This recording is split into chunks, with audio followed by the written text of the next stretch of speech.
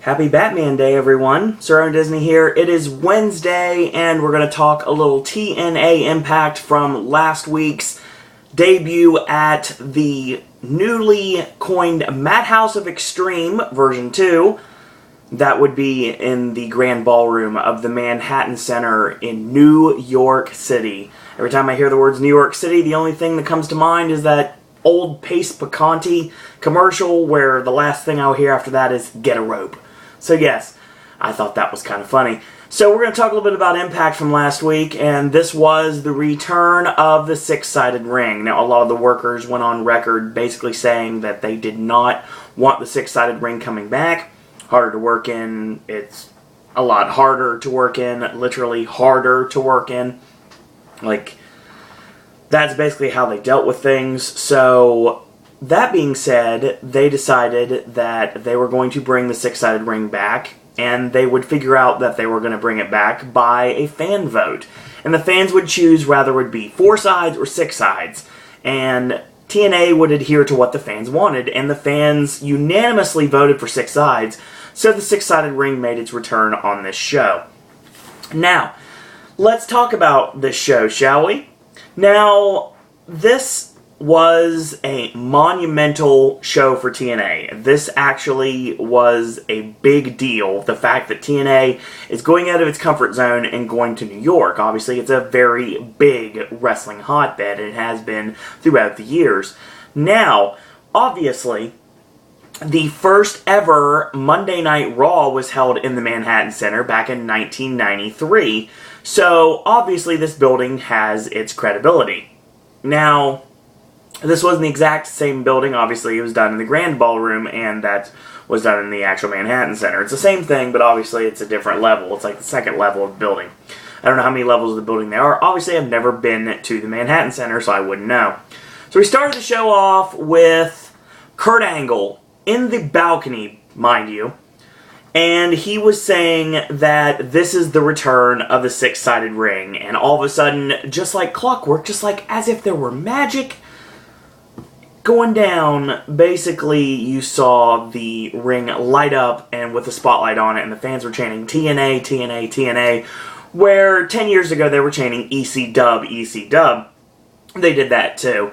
So Kurt Angle officially welcomed us to the new era of Impact Wrestling starting on this broadcast. And the next person that came out was Taz. Taz came out, cut a very awesome promo talking about the history of Extreme. He says, "It is awesome to be back home.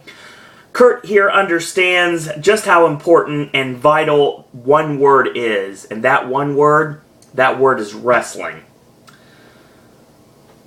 And all of you know exactly how important it is out there."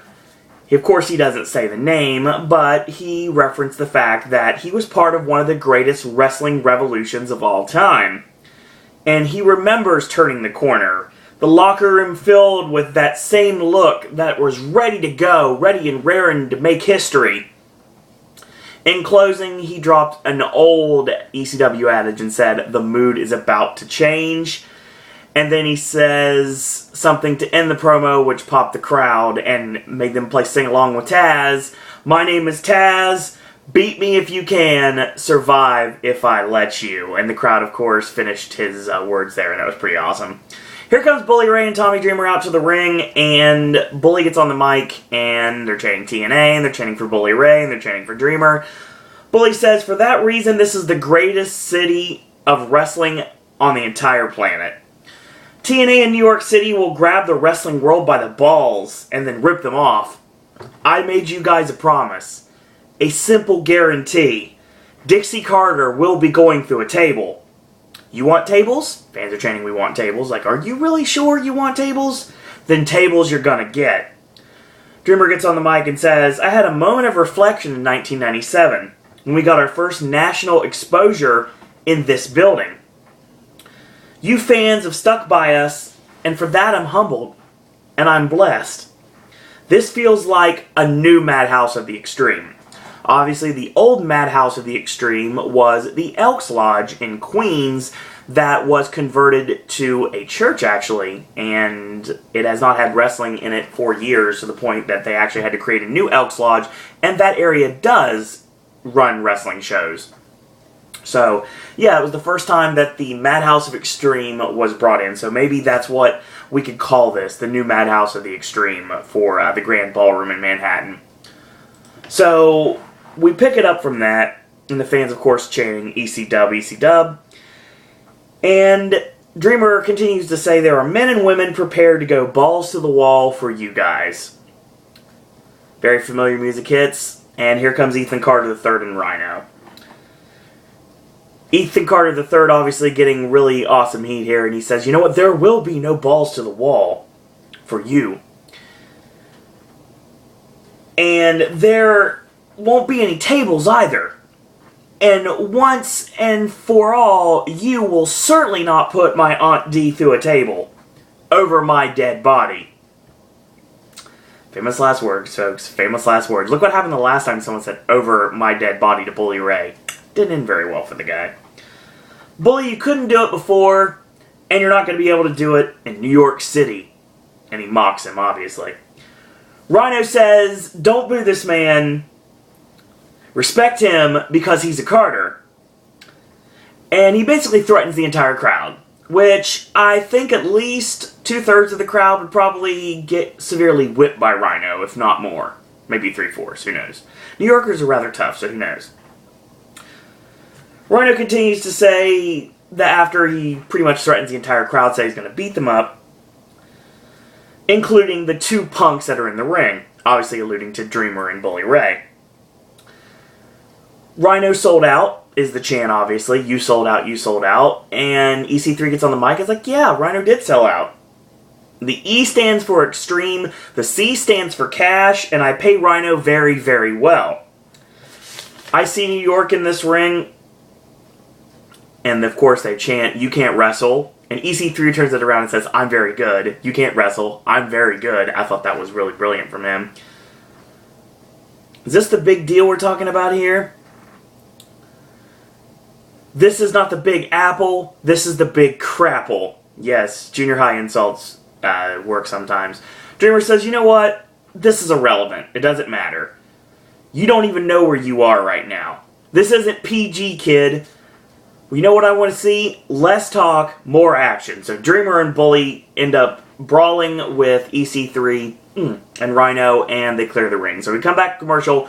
We have joined in progress, mind you, our first match of the evening is Bully Ray and Tommy Dreamer taking on Rhino and Ethan Carter III. Pick it up midway through the match, and a very vicious high-velocity whip by Rhino on Dreamer. Gets a 2 off of that, whip in, and charges in. He gets the elbow up, charges in, and Rhino catches him with a vicious spine buster, gets a 2 off of that. Tag into Carter. Carter comes in with a snap suplex, gets a 1. Locks on a modified crossface chicken wing. And he elbows his way out, whip in, he charges in, he eats the boot, and he makes him hit the buckle midway with the flatliner to the middle buckle. So he tags in Bully Ray, clothesline, whip in, and high elevation back body drop on EC3. He elbows Rhino off the apron for good measure, and then Rhino goes to protect EC3 in the corner to stand in his way so Bully can't go after him. So Bully avalanches both of them in the corner, and he tosses Rhino over the top to the floor, hits a snap jab, the flip, flop, and fly, and the bionic elbow finishes it on EC3, tagging a Dreamer. He's not a legal man. He comes in, and they hit the old 3DB, the backdrop suplex into the Hangman's Neckbreaker that was in all the SmackDown video games. It was all the rage back in the day. They did utilize it in actual matches before. It wasn't just something that was used for the video game only. So Rhino comes in, nails Bully Ray, and sends him hard into the rail, and then sends him back on the steel steps. In ring, we have Dreamer pick up Ethan Carter III in a fireman's carry, and of course, he nails a Spicoli driver. Rockstar Spud, in his orangeness, gets on the ring apron, and he gets beeled into the ring the hard way. Great bump from Spud, by the way. EC3 rolls him up from behind with the tights 1, 2, 3, and Ethan Carter III and Rhino win the first match on this broadcast because of Rockstar Spud's distractions. So yeah, really great way to start off the show, especially if you're an old-time ECW fan, and the end game here is obviously Dixie Carter and her crew getting their comeuppance, and that's what's going to happen by the time of the last taping in New York, and week by week, different things are going to happen. And the end game, obviously, is Dixie Carter going through a table, but we can't talk about that yet because it hasn't happened. It has, but it hasn't happened on television.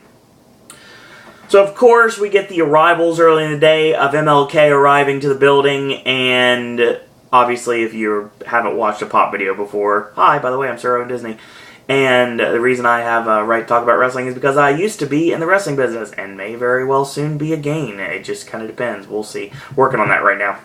So, basically, MLK is MVP, the TNA World Heavyweight Champion Lashley, as well as Kenny King, hence MLK. So yeah, that's how it works.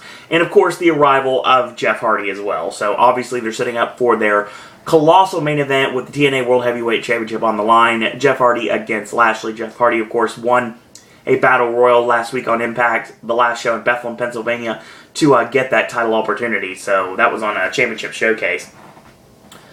So Kurt Angle is walking in the back, and he walks right into Austin Aries. And Aries basically is very grateful for the opportunity to once again make lightning strike thrice this time around. So he thanks Kurt Angle for it. He says he's one step closer to option C. But Angle's putting one more roadblock in his path. And not to try to put a literal roadblock in his path to try to show him up. He's trying to make him showcase just how great he is. And that is an 8-man gauntlet match to determine once and for all who will be the person to get a chance to utilize Option C if they so choose to at Destination X on July 31st. He says this isn't stacking the deck, it's an opportunity. And Aries just wants to prove his greatness. So once again, we get the continuing adventures of Cowboy James Storm and Sonata. And Storm shows up and berates Sonata. He says, "You're lucky, boy. You're smart. Driven, strong, fast, you're disciplined. I like that. You see, you keep listening to Muta, though, you'll end up a loser, a choke artist. Be careful who you listen to." And obviously, Sonata won't do anything, so James Storm just berates him. And that's the end of the segment. So we're building and building and building. And eventually, Sonata is going to probably end up under the tutelage of a new mentor, and not one who blows poison mist, if you catch my drift. We get our next match of the evening, and oh, good God, this match was entertaining. If you are a fan of fast-paced action and move for move, spot for spot, without much anything in between, no rest holds, just straight balls to the wall wrestling, yeah, this was the match for you. It was for the TNA X Division Championship as Austin Aries defending against Crazy Steve of the Menagerie, Saya Sonata, DJ Zima Ion, Tigre Uno, Manic, and the current and reigning TNA World Tag Team Champions Davey Richards and Eddie Edwards, the Wolves. So they start off the match, and Aries and Edwards are going to start it off. And of course, we are in New York. Austin Aries on one side, Eddie Edwards on the other side, and of course we got a Ring of Honor chant, and it made perfect sense for it to happen. Now, Gauntlet match is not a pinfall match. No, Gauntlet match is more like an 8-man battle royal. An 8-man Royal Rumble style battle royal, because people come in every couple of minutes. Excuse me. So Manic comes out as third, and he goes up top. He hits a nice diving Rana on Eddie Edwards. And then he hits a snap Rana on Edwards when he gets up. Eddie goes for the backpack stunner on Manic, and Aries with the IED connects on Edwards. And we pick it up after that, and Manic gets hit with a pendulum elbow, and number 4 is officially Davey Richards. So the Wolves now can utilize their tag team capabilities in this gauntlet match, if they so choose to. So Davey gets a slingshot into the headbutt from Eddie, and basically, Aries is draped over the knees. Eddie goes up top, hits the knee drop, and the Wolves with a chop leg sweep combo that kind of looked like another version of Total Elimination. Thank you, Taz, for calling that as well. So, Aries comes in, excuse me, right after number 5, which is DJ Zima Ion, and Aries makes Edwards eat the rolling elbow, and then he goes for a rolling elbow on Davey Richards, and he gets stopped by a high angle kick. Manic with a springboard missile dropkick to Davey Richards, and then a springboard Rana eliminates himself and DJ Zima Ion. So they're both eliminated, and we get down to 6, and we get our first commercial break. And we come back to live action. We have number 6, Crazy Steve, as well as number 7, Tigre Uno, and number 8 is now Saya Sanada. So those 3 come in, and now we officially have all participants involved in this gauntlet match. So there's the springboard chop on Tigre Uno by Sanada, and he punches down everyone when he comes in, and Crazy Steve chases around Tigre Uno, and he hits all sides of the six-sided ring, obviously playing up the comic nature of the menagerie. And Uno gets tossed over, and Steve with silly string shoots it in his face. He hip tosses Tigre Uno over, so he's eliminated. So the Wolves double team, and Davey hits a handspring kick, eliminating Crazy Steve, so Steve is now gone. They pop up Aries and nail him with a kick, and Edwards goes for the powerbomb on Sanada, and of course, that would mean Richards was going for the backstabber, and Aries cuts off Richards. He grabs the boot, so he cannot make any sort of double team out of this, and Sanada Rana's Eddie over the top rope to the floor. So Eddie Edwards is now gone. So Sanada backdrop suplex tosses Davey over the top, and your final 2 are Sanada and Aries. And via the rules of this match, once we get to the final 2, it is now a 1 fall to a finish match. And oh, this was fun. So he charges in, Aries gets backdropped over the top rope to the floor, and he does the fake. He fakes him out. Hits a shoulder block on the ring apron and a springboard. Aries tosses him off, and of course he hits the floor. Aries nails the heat-seeking missile on Saya Sanada. Tosses him in. The slingshot senton does connect and locks him in the last chancery. Sanada makes the ropes just in the nick of time. So Aries gets on the bottom rope, going for a superplex type, and it gets blocked. Sanada blocks. Aries blocks again, and a right hand by Sanada just drops Aries, knocks him on the canvas, springboard, and hits the chop. When he gets up, he ducks the right hand, goes for the O'Connor roll, and a nice back bridge by Sanada 1-2, and Aries kicks out. Scoop slam, goes up top, and he's going for the moonsault. Aries knocks Sanada off. He nails the shin breaker. He goes for it. It gets blocked twice, and Sanada with elbows to the back of the neck to break up the hold. Goes for the Tiger suplex. It actually connects. 1-2, Aries kicks out. So, short backbreaker goes up top for the moonsault. Aries out of the way, lands on his feet. Aries makes him eat the rolling elbow, and then he hits one to the back of the head as well. The IED connects. The brainbuster, and 1, 2, 3. That's the end. Austin Aries retains the X Division Championship in this amazing 8-man gauntlet. So, great match between these two to end a great gauntlet. So if you're not a fan of high spots, fast-paced wrestling, you probably didn't like this. But if you were like spot for spot for spot, the old like Rob Van Dam, Jerry Lynn style of the ECW days, yeah, 100% recommend this for sure. So, of course, after the match is over, Austin Aries shows his sportsmanship, because obviously the Code of Honor has to come out, and he helps Sanada up and they shake hands. So yeah. Eric Young and Bobby Roode are teaming together again, and it's crazy that it's actually happening. But they have a common goal, a common bond, and that is MVP. MVP making their lives miserable. He suspended Bobby Roode for no apparent reason. He put roadblock upon roadblock after roadblock in Eric Young's path when he was World Heavyweight Champion. So in the tag match tonight, the only thing they really need to figure out is who's going to get the first punch. So they decide they're going to punch them together. That's fair. So Storm in the back calls Sanada a loser and beats him down. And of course Sanada won't fight back because he's respectful. And he says, before he walks out, Muta is a fraud and so are you. This is totally leading towards a collision between these two before too long. With Sanada and Storm going at it, and potentially Storm and Muta going at it at this point. Muta is supposed to be on Impact tomorrow for his first TNA match in years. So yeah, that's actually going to be on the broadcast. So of course Jeff Hardy is back because of Kurt Angle, but he wants to become World Heavyweight Champion again. MVP and Kenny King are in the ring. And MVP's on crutches and basically says that he's doing this not because he wants to, but because he is being forced to. He's doing this under duress. He's more of a man than someone in the ring because He's willing to do this. Even though he doesn't want to, he's still willing to do this. Kenny King says, you know what? I can beat them by myself. You can just warm the apron, we'll be good. This is abuse of power anyway. And MVP says, you know what? Since I am half man, half amazing, I'm going to do this, but this is under protest. So under protest, we get our next match. It is tag team action. MVP and Kenny King taking on Showtime Eric Young and the It Factor Bobby Roode. So we pick it up midway through. A forearm and a whip in reverse. MVP nails EY for good measure. And Kenny King with a neck snap.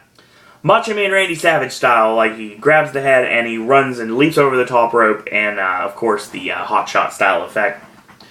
So mounted right hands, tagging to MVP. And of course MVP is acting like I do when I have a severe gout attack. And limping to and fro. EY comes off the ropes, and he gets tossed up in the air, elevator down, tagging to Kenny King, makes a cover 1-2, and a kick out. So a scoop slam springs off the bottom rope into the 180 leaping leg drop, gets the 2 off of that. He puts him on the buckle, he climbs up, EY punches himself off, Ken backflip, lands on his feet, EY with a flying body press on Kenny King, and Kenny King, of course, smartly makes a tag to MVP. I guess not really so smartly, because obviously MVP is wrestling on one leg right now. Tagging to Bobby Roode, he tries to hit MVP, and of course MVP ducks out of the way. So King with a clothesline, and a clothesline, charges in, boot up, and he charges in, and Kenny King eats the double R spine buster from Bobby Roode. MVP with a right hand is caught, and Bobby Roode puts him in the crossface.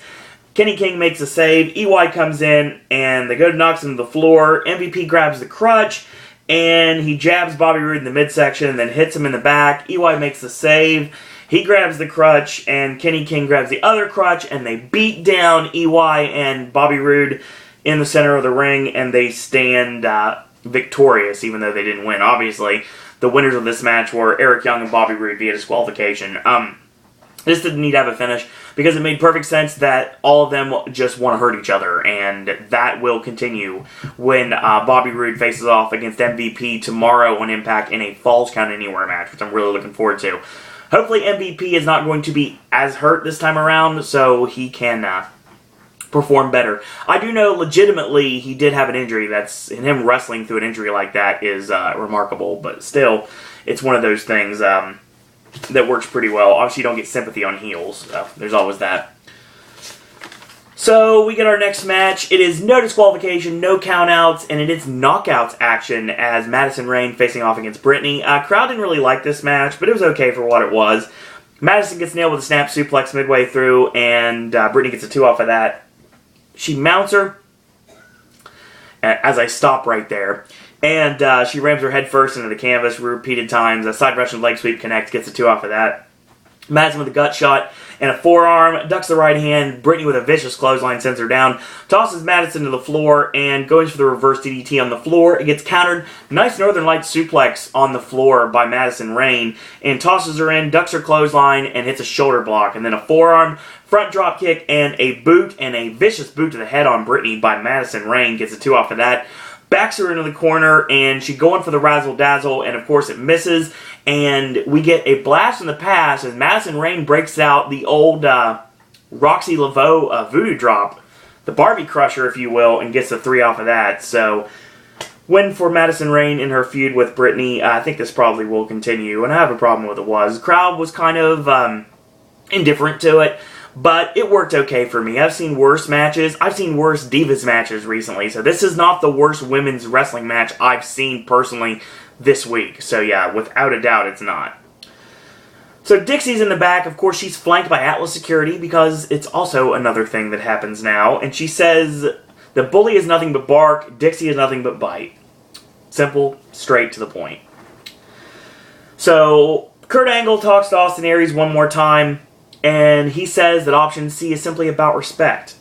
And he's going to make it public next week.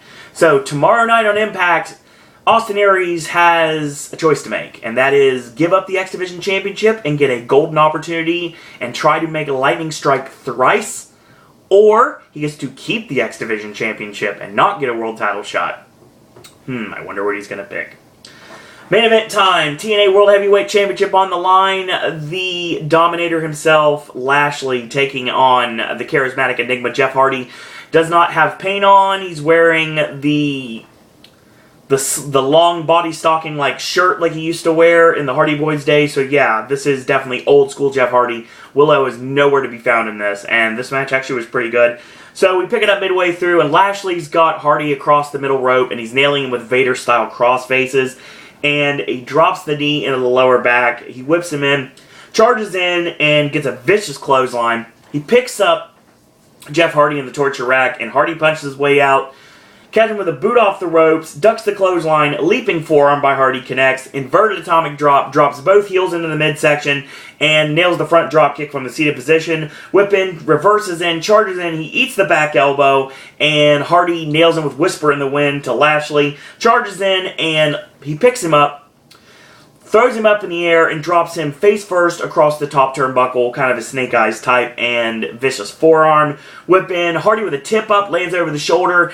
Lashley going to finish him off with the over-the-shoulder power slam, and of course it gets countered, and a boot in. Twist of Fate, of course, does not drop Lashley, and the second one does. He takes off his shirt to the delight of the women in the crowd, goes up top, Swanton connects, 1, 2, and Lashley kicks out. So Hardy's beside himself at this point, figuring out what he has to do to keep Bobby Lashley down. So he gets him out of the ring, and he rams him face first into the ring steps. Now he rams him so many times the ring steps, like the top of the ring steps kind of falls off somewhat, and it's kind of like teetering there. So he nails him 3 times, and then he does it again. So Lashley is kind of slumped like this, laying across the ring steps. Hardy goes to the top rope. Hardy leaps off the top rope while Lashley is precariously placed laying across the ring steps, and he goes for the Swanton. What happens? Lashley moves out of the way, and with a sickening thud, Hardy finds nothing but the top of the steel steps. It looked vicious as all get out. And of course we have to see it 15 times because it looked so brutal, and it was. So Lashley tosses him in, and basically Hardy's dead weight right now. So when Hardy finally stumbles up to his feet, murder, death, kill is the only thing that comes to mind. And yes, a vicious, vicious spear breaks Jeff Hardy in half. 1, 2, 3, and that's the end. Lashley retains the TNA World Heavyweight Championship. Really good back and forth match between these two. And for those of you that don't know much about Lashley via only his WWE stuff, honestly, WWE also might have missed the ball on not only EC3. EC3 WWE really dropped the ball on. But WWE definitely also dropped the ball on Lashley, because Lashley is actually being utilized to the fullest of his potential now. I also think that they somewhat dropped the ball on the Wolves as well, because when they had them in NXT, when they did that one-off match with the Ascension, that was god-awful to say the least. I remember calling that match, and it just totally wasn't anything compared to what they could have done, so, which is a shame. So, of course, that is your actual wrestling main event, but of course, we're also going to end the show with Dixie Carter, because we haven't seen her yet, except for that one interaction she had, basically saying that Bully is all bark and no bite, and Dixie is the absolute polar opposite. So Kurt Angle tries to stop Dixie from going out in front of Bully's people. That's his words, not mine. Angle's completely tired of what MVP has been doing, what Kenny King has been doing, and to a lesser extent what Lashley's been doing, and he says, you know what, no more tag matches. No more 6-man tag team matches. That's funny because that's going to happen soon. Next week, we're going to have a Falls Count Anywhere match with Bobby Roode. So MVP, of course, complains about the fact that he can't even wrestle, he's not medically cleared to wrestle, and he still has to face Bobby Roode, who's going to try to rip his head off. So yeah, he's kind of got some problems on his hands, to say the least. So the show ends, of course, with Rockstar Spud coming out, getting great heat, and of course he brings out Madam Dixie Carter to the ring. She comes out arm in arm with Rhino on one side and EC3 on the opposite side. So she comes out and she's not really impressed. She's like, is this what all the fuss was all about? You know what, when I look around, I see just a bunch of angry, foul-mouthed, brash people. And why? Because you guys know how big of a dump this city really is. I wore extra sparkles just to bring some class to this joint. Yeah, that's kind of funny, actually. You cheer for people with no class, like Dreamer, and you can save wrestling if you can only change. That's what everyone says. Well, you know what? You don't change perfection, people. Bully, I'm simply embarrassed for you. All you people try to cheer him. Bully's not a star. He has no star quality whatsoever. He's irrelevant. You know, why don't I call myself hardcore? Because I put Bully Ray through a table, and I'll continue to put Bully Ray through a table until Bully realizes that I own them. Here comes Bully Ray and Tommy Dreamer. They're carrying a table with Dixie's name on it, of course. And they put it in the ring. Dreamer immediately tosses Rhino, and Bully tosses EC3. Rockstar Spud just kind of stands there, freaking out like he always does, and he eats a big boot. And then Dixie's all alone, being backed up. So Bully goes up top, and Dreamer with the backdrop suplex sitting up probably for the super bomb. And EC3 low blows Dreamer from behind. Spud pulls Dixie to safety, and they get Dixie out, and she's in the crowd. She's hiding here at this point. We're with Rhino and Spud. Notice EC3's not there. And very familiar music hits. And here comes Devon. He comes out, EC3 tries to escape, and he ends up eating right hands from Devon. So he tosses him in the ring. Devon slams EC3. And they go up top. Bully holds the legs apart, of course, and we get old school 3D with, of course, the What's Up headbutt connects by Devon. And, of course, the crowd chants along, Devon, 1, 2, 3, and everybody else screams at the top of their lungs, "Get the tables!" So they set the table up, and Devon's on one side, Bully's on the other. They pick up EC3, 3D through the table to a huge colossal pop from the crowd. Because, obviously, when Bully said that he had a table with Dixie's name on it, he literally wasn't kidding. And EC3 was put through a table with his name on it. I'm guessing there's a Spud table and a Rhino table as well. I'm sure there will be. Rhino and Spud get Dixie out of Dodge, and 3D celebrate to end the first Impact in New York City. Really enjoyable show. Right now, I will say, real quick before I go any further, before I forget, actually, to be totally honest, this morning, John Gaburek did make an announcement on his Twitter feed that we have 3 new contracts that have been signed. They have extended their contracts with Impact Wrestling, and that is Saya Sonata, who is working a joint contract with Wrestle One, as well as Brooke Tessmacher, and also Samuel Shaw, which is an interesting one. So all of them will stay with the company for the foreseeable future.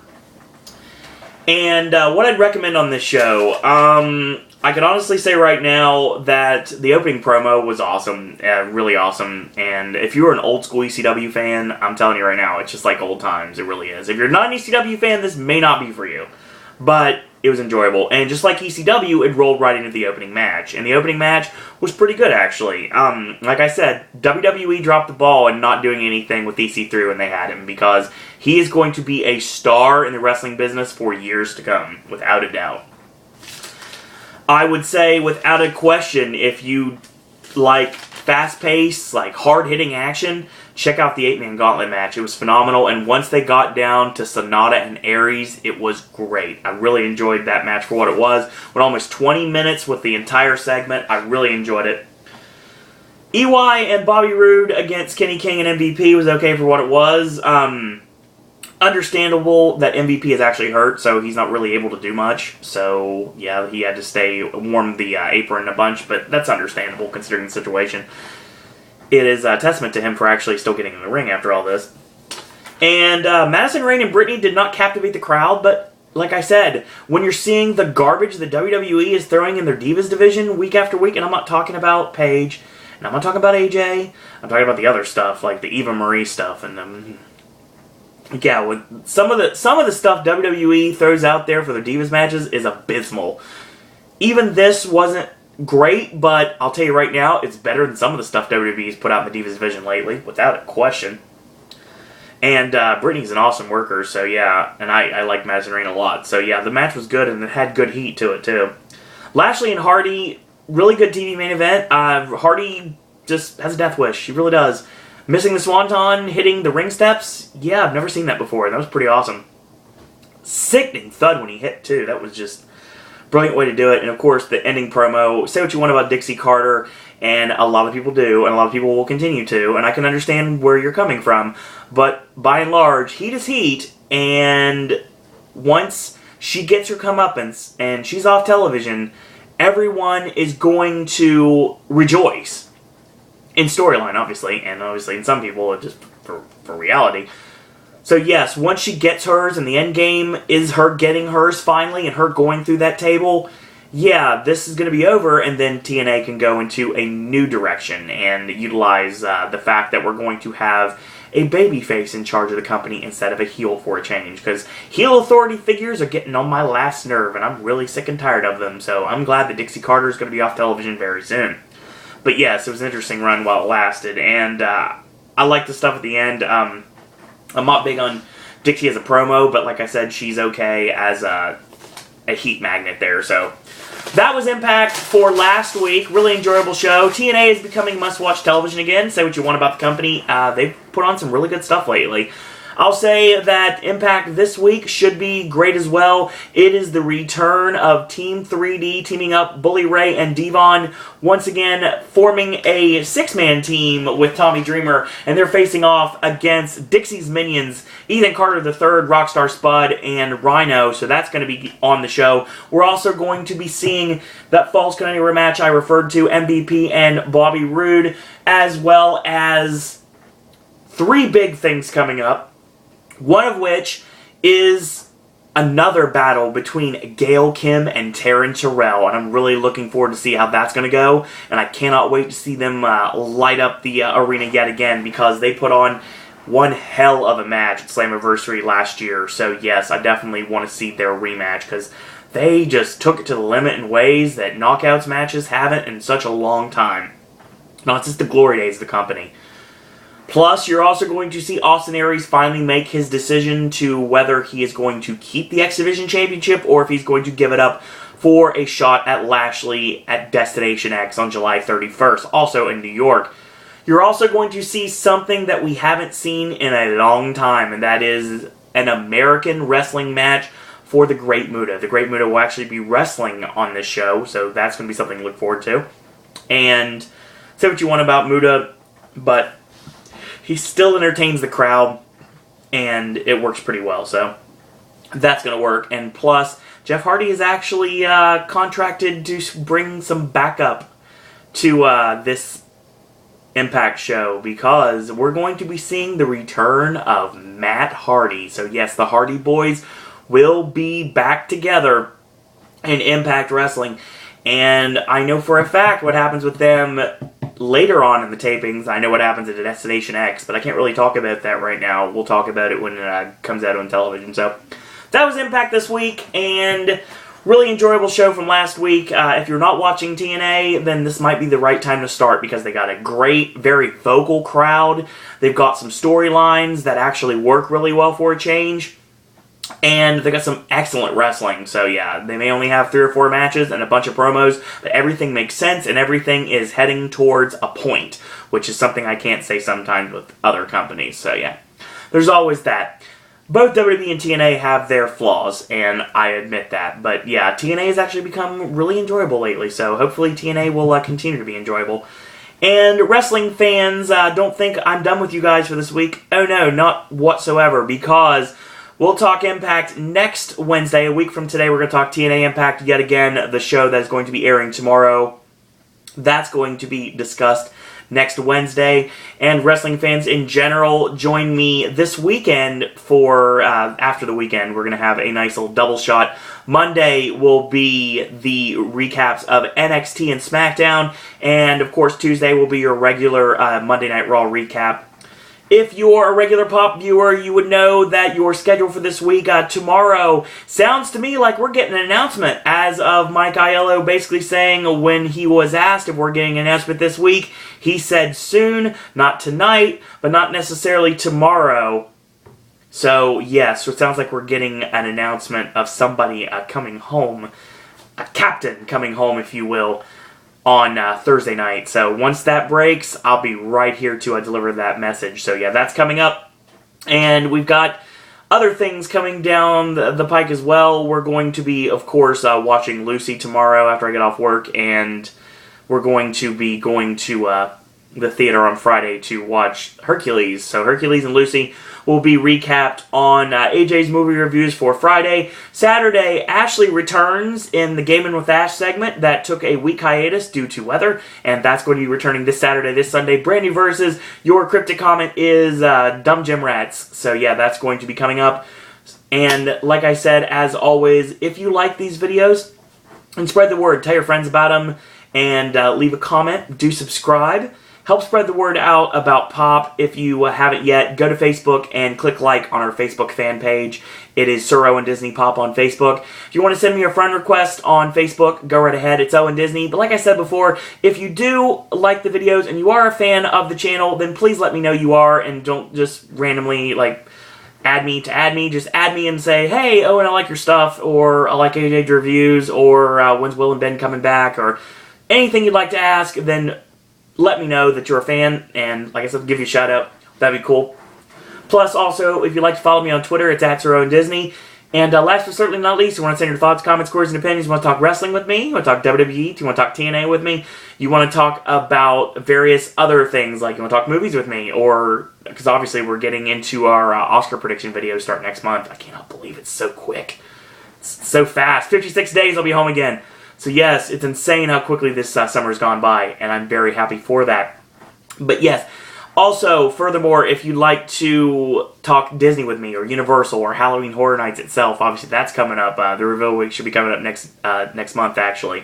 Middle of next month should be the official reveal of everything for Halloween Horror Nights 24. So that, you can talk about that. If you want to ask me questions, I can answer questions. I can't do it on here for good reason, but if you want to ask me a specific question, more than welcome to get an answer from me on that social media if you'd like to, or if you'd like to become a popcaster yourself, you can send your video contributions, or if you have ideas for segments you'd like to see, versus ideas, anything under the umbrella, you're more than welcome to send me an email, siroandisney@gmail.com. In the meantime, I want to thank you guys and girls out there for watching, and until tomorrow, boys and girls, that's all I got to say about that.